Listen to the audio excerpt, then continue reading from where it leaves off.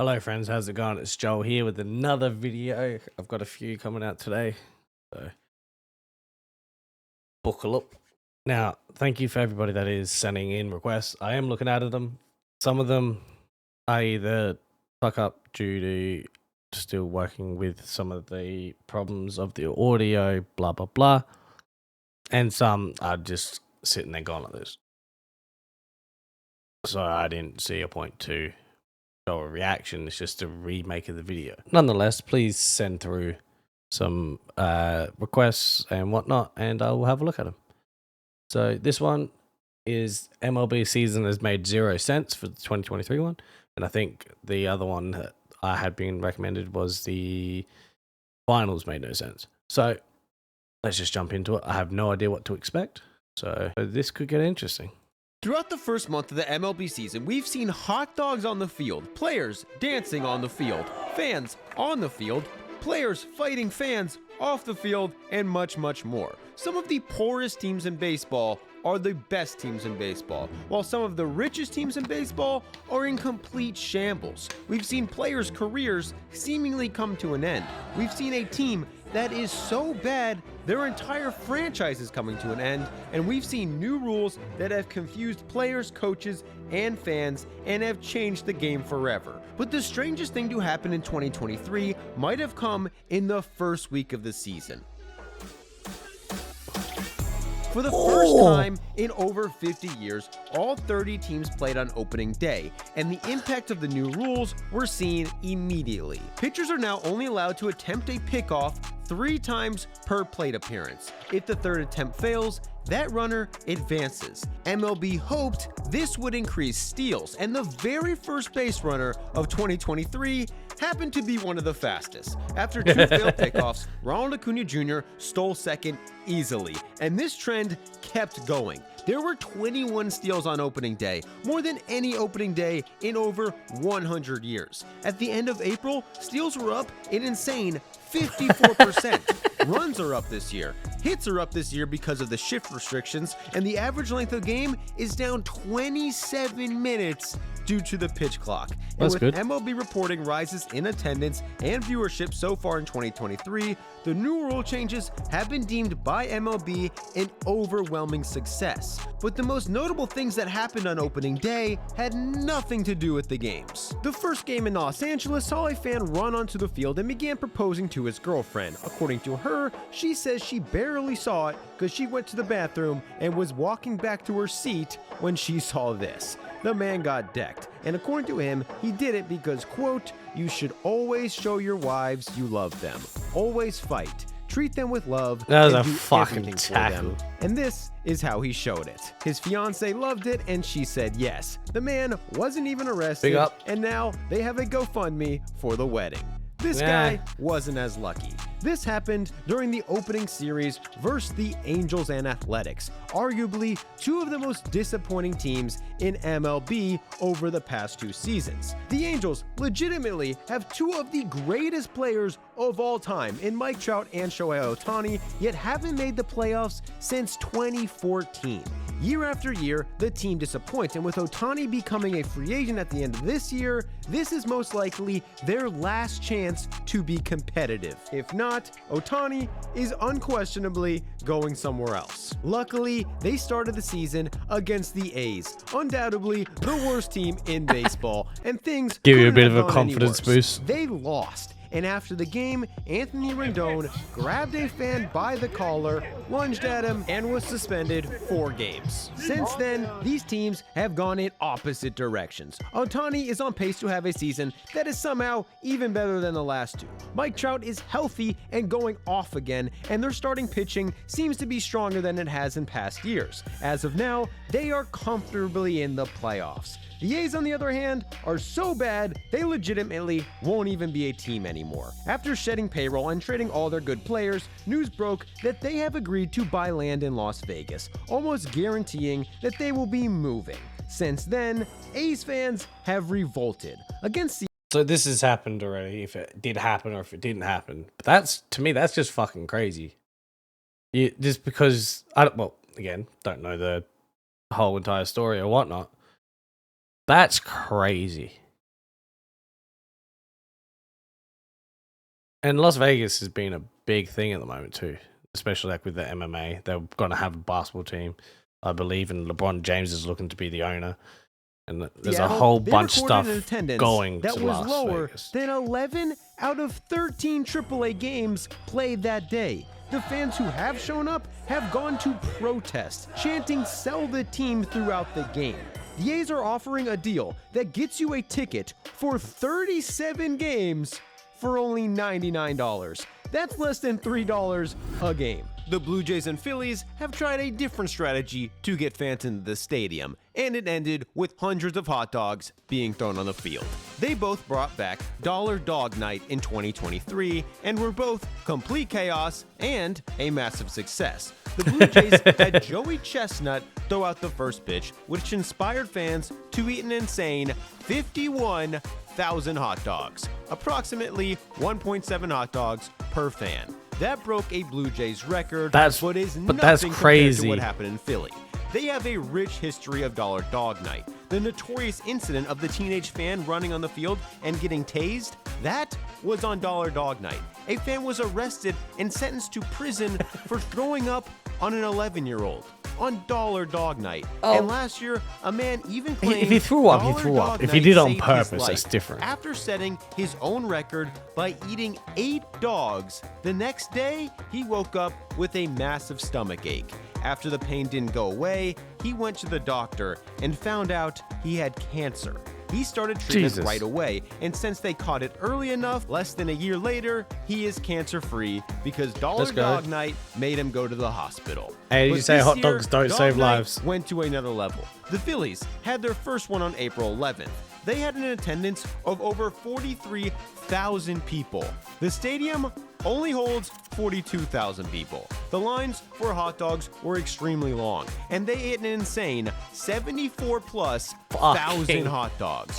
Towards the end of the game, a fan stood up and told everyone he was going for his hot dog record, but ran out of hot dogs. So fans responded by throwing hot dogs at him. Then the entire stadium started throwing hot dogs. This was chaos, but the Phillies still scheduled 2 more Dollar Dog Nights. The second one sold out again and beat the previous record, selling over 80,000 hot dogs. So this and scheme once again fucking works, ended bloke. with dogs being thrown on the field. And the third Dollar Dog Night It's a little was bit even of a crazier. They broke the clean Dollar up, Dog but- Night attendance record with 44+ thousand. It's 42,000 fucking seats. Hot dog eating record with 88+ thousand hot dogs and invented the first ever Dollar Dog Wave, where the entire stadium did the wave while throwing their hot dogs in the air. Dollar Dog Night was a success, but the start That's of the most Phillies American season thing I've wasn't. They ever started the year fucking losing seen in their my first entire life. baseman for the season. And with Bryce Harper expected to miss most of the season with Tommy John, there was reason to be worried. They got off to an extremely slow start, falling into fourth place while having one of the highest payrolls in the league. Luckily for them, turns out Bryce Harper isn't human. He pulled off one of the most miraculous recoveries. Just because in you got the baseball best history, players which he's doesn't done his mean whole career. His rookie year, that they he got play pissed well at together. himself, slammed his bat and hurt his eye. He was bleeding from his face, had to get 11 stitches and stayed in the game. In 2013, he ran full speed into a wall. Despite trying to stay in the game, the Nats made him come out. He played 2 days later. In 2017, he strained his calf on this play. Players are expected to miss 9 weeks with this injury. Harper came back in 6, and in 2021, he got hit in the face with a 97-mile-per-hour fastball. He played 4 days later. In 2022, he tore his UCL and needed Tommy John surgery. He continued to play with the hurt elbow, went off, and led the Phillies to the World Series. That's fucking He got good. Tommy John after the season ended, and the Phillies announced he would miss at least half the year. But it's May 15th, and Bryce Harper is playing. The average position player misses 11 months with Tommy John surgery. Bryce Harper missed 5 months. The fastest recovery for Tommy John in MLB history. In fact, Bryce Harper healed from Tommy John faster than athletic starters could win a game.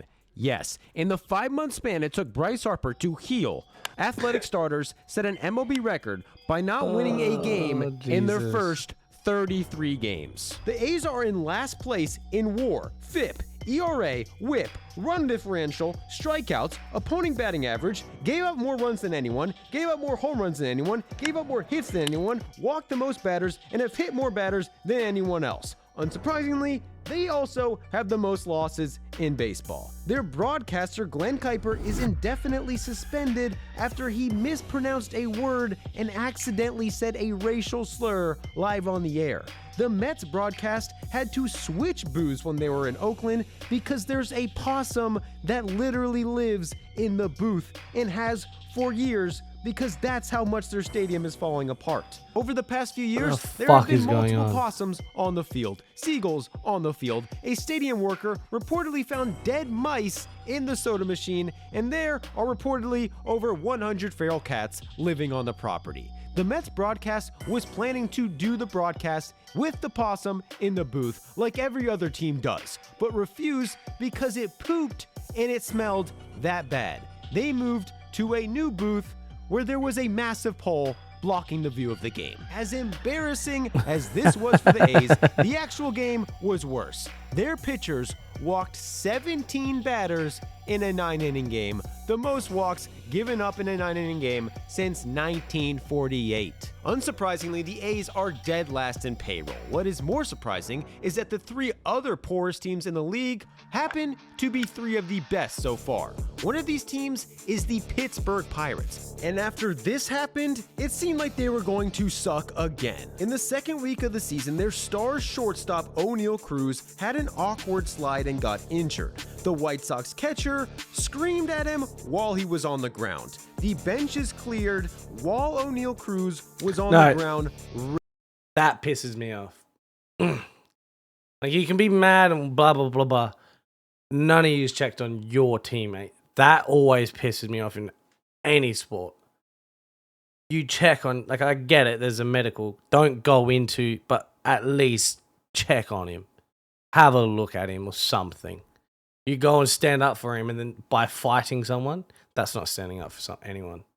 That pisses me off. He'll miss most of the season, but somehow the Pirates kept winning despite being projected to have the 3rd worst record in the league, had the 3rd worst record in the league last year, and their only offseason signing was Andrew McCutchen, who's way past his prime. At the time of this recording, they're still in first place. That may not last, but 2 of the other poorest teams in baseball seem legit. The Orioles have sucked for years and are finally good again. They would be in first if it wasn't for the Rays, who despite having the 3rd lowest payroll in baseball, tied an MLB record by going undefeated in their first 13 games. At the end of April, they led the league in at least 20 categories. Jesus. The Yankees are paying Aaron Judge and Garrett Cole only $2 million less than the entire Rays roster combined. The Mets are paying 2 pitchers a combined $86 million this season. The Rays are paying their entire pitching staff, which is 14 pitchers, $22 million. Their entire pitching staff is about 4 times cheaper than Max Scherzer and Justin Verlander, yet somehow they have been by far the best pitching staff in the league so far. These 3 teams have a combined payroll of $215 million. That's less than 5 individual teams. Out of those 5 teams, only one of them leads their division right now. While some of their richest teams are having beefs inside the clubhouse, coaches calling out players publicly, players getting suspended for cheating, baseball's poorest teams are hitting bombs and doing beer bong celebrations in the dugout after each one. This is one of many dugout celebrations, a trend that has exploded in 2023. But one of them was so crazy, MLB actually banned it. But before we get to that, a quick word from today's sponsor. Everybody wants to hit a Wrigley that are taking to just and free, which is safe in ear tugs, anti-shit, which is net. Every time crazy. That's they pull out what fans are calling a dong bong, basically a beer bong for water. For a single, the players pretend to turn on a faucet. For a double, the dugout spits water out of their mouths for a sprinkler. A few teams have had dugout celebrations like this for the past few years, but in 2023, it's gone to another level. The Angels have a kabuto, a samurai helmet that Shohei Ohtani bought. They are almost exact replicas of helmets real samurais used to wear, are Yes, made by sir. 35 craftsmen in Japan, take 5 months to make, and cost around $2,500. The Pirates have a sword that was given to them by fans who go to almost every game dressed like pirates. The Mariners have a trident because they're the Mariners. The Nationals have a colonial wig because they're the Nationals. The Twins have a fishing outfit because they're in a state with a lot of lakes. And the Reds have a Viking helmet because one player thought another player looked like a Viking, but now they all wear it. The Braves even had an oversized hat, which started when a fan randomly threw one to AJ Minter. When Orlando Arcia hit a homer, it was placed on his head, and starting from that point, every player who hit a home run was seen wearing the hat, until one day it suddenly stopped. Turns out the hat was banned because New Era has an exclusive deal with MLB that requires all on-field hats to be made by New Era. They complained, and even though all these other hats aren't New Era, the Braves hat was They're banned. not So now the Braves have hats. no home run celebration, which is sad because even the White Sox have a home run celebration. That's a hat. They have been one of the most disappointing teams in the league. Winning their division in 2021, they were deemed one of baseball's next big things, went into 2022 as heavy division favorites, and completely fell apart. Their manager was caught falling asleep in the dugout. In a different game, a fan from the crowd yelled at him to put Adam Engel in as a pinch runner.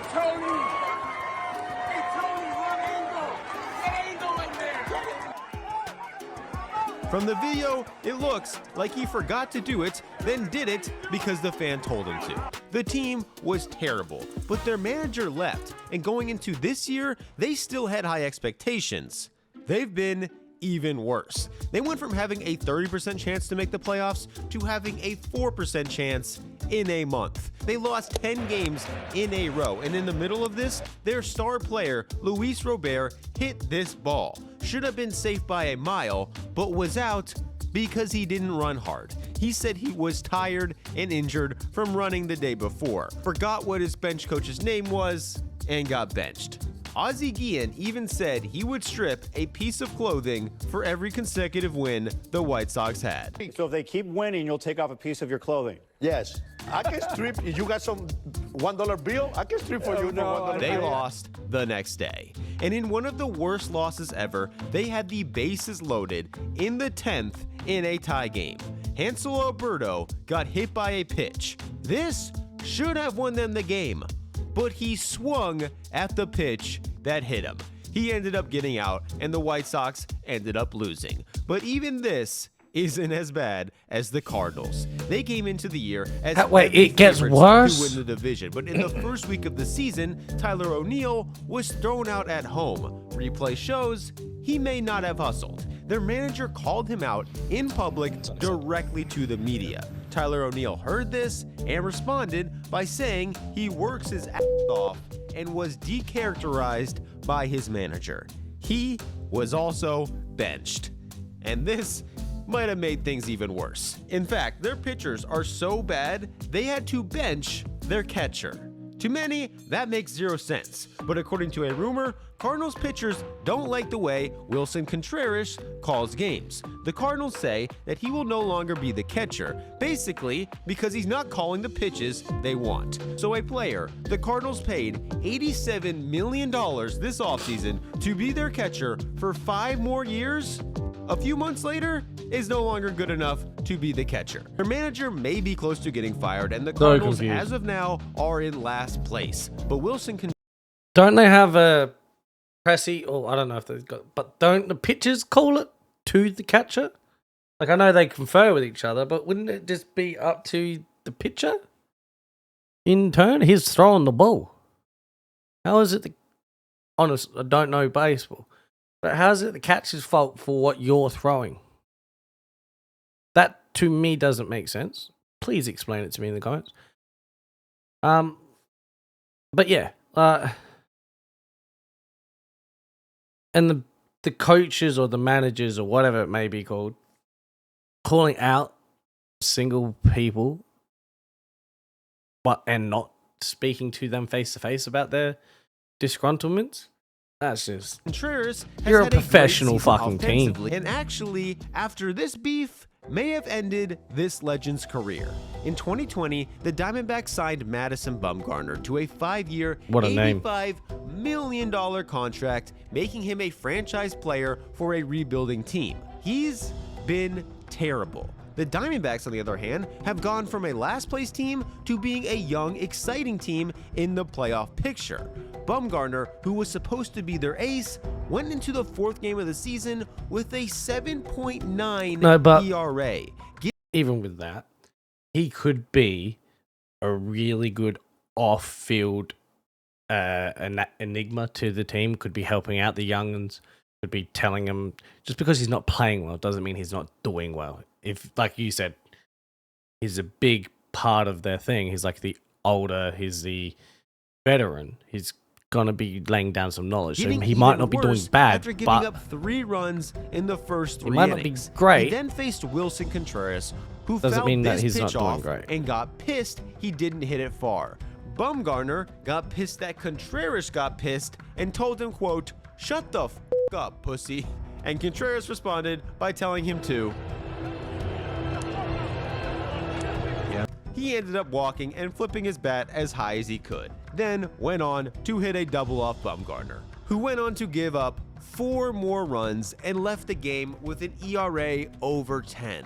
And the very next day, even though the Diamondbacks have to pay him $36 million more, they cut him from the roster, seemingly ending what shut my was mouth. an amazing career. Ironically, the day Bumgarner was cut was the same day Fernando Tatis Jr. returned. These I know players him. could not be any more different. He Tatis fucking became smacks the ball, baseball's doesn't he? most beloved star for dancing, flipping But- his bat, and hitting at an historic pace. Then became one of baseball's most hated players when he tested positive for steroids. This season, Tatis has returned after an 80-game suspension, and it is clear there is a massive target on his back. During his rehab assignment in the minors, he hit an insane 7 homers in 8 games. These That's good. homers were posted on social media, where a pitcher who gave up one of these homers responded by calling Tatis a cheater, prompting Tatis's mom to call out the pitcher,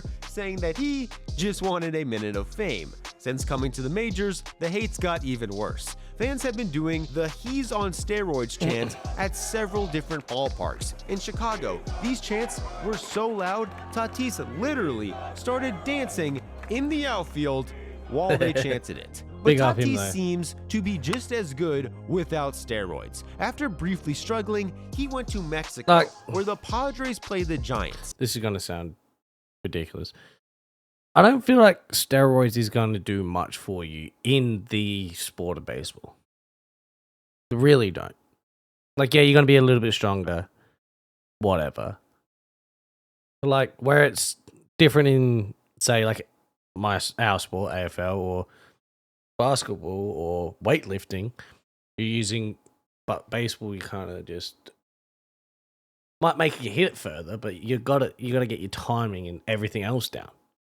I feel like steroids isn't a Tatis massive. went off, and so did everybody else. According to Logan Webb, going to Mexico was a nightmare because 75% of the Giants roster, quote, got the This didn't affect the batters because the game was played 7,349 feet above sea level. That is 2,000 feet higher than Coors Field, with fences that are significantly shorter, meaning that this was one of the easiest games to hit a home run in Major League history. These 2 balls were hit at the same launch angle and nearly identical exit velocities, but the one that was hit in Mexico went over 100 feet further. 10 different players hit a home run in this game. There were 11 Fucking in total. Jesus. Both teams had 2 back-to-back homers each, and these homers combined for over 4,858 So what feet you're telling in me is if you distance, wanna go the watch third baseball, go most to ever Mexico. recorded. The Giants got swept in what Jock Peterson says, quote, was the hardest trip he's ever done in the big leagues, and one can only hope that their shits go away soon. Fucking smart The ass. 2023 Alright. World This one. I want to watch this one as well. Watch this next. Then we'll chuck it up. But thank you, everybody that's come along. I appreciate it. If I'm being stupid, I'm being stupid. But yeah, you know, it is what it is. It's my honest opinion. But yeah, thank you for coming along. I appreciate everybody that has. Leave comments, like, share, subscribe, and I'll see you with this video.